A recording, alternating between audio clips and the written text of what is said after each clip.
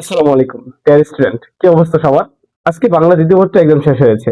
আর বাংলা দ্বিতীয় পত্র এক্সামের আগে আমি তোমাদের একটি সাজেশন তৈরি করে দিয়েছিলাম। যে সাজেশন থেকে বলেছিলাম, মাত্র আমি দাগিয়ে দিয়েছিলাম যে এখান থেকে কত নম্বরের পাস মার্ক কিভাবে করবা, কিভাবে তোমার হচ্ছে ফুল মার্ক কনফার্ম করতে পারবা।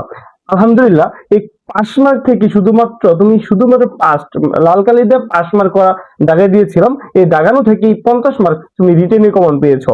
যারা হচ্ছে আমার সাথে কাইন্ডলি তোমার হচ্ছে শুধুমাত্র মেসেঞ্জার বা হোয়াটসঅ্যাপ অ্যাপ ছিল, তারা আমার কাছে এমসিকিউ চেয়েছে। আর এমসিকিউ থেকে তোমার হচ্ছে কমপক্ষে 17 থেকে 18টা এমসিকিউ শুধু এখান থেকে কমন ছিল, মাত্র 100টা এমসিকিউ থেকে।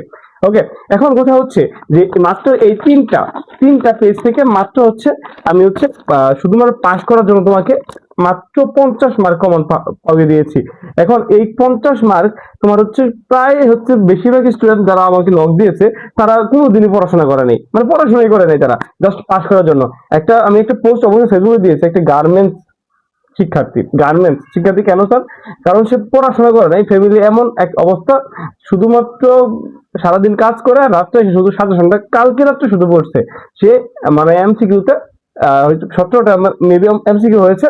আর হচ্ছে তোমার এখান থেকে 50 মার্ক সে আনসার করতে পারছে, 50 মার্কের মতো আনসার করছে।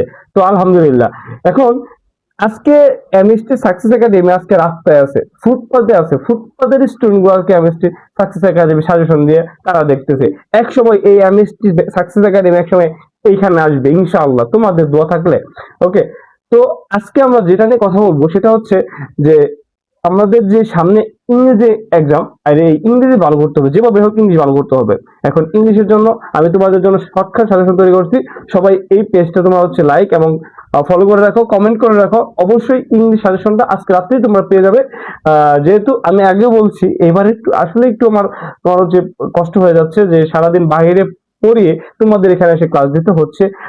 সব মিলে রেকর্ড করা, বাই করা, যেহেতু আমি একাই করি, কেউ নাই। বললাম না, ফুটপাথ থেকে উঠে আসতেছি, ফুটপাথ থেকে এক সময় ইনশাল্লাহ একটা ভালো একটা রেস্টুরেন্টে যায় বসবে ইনশাল্লাহ।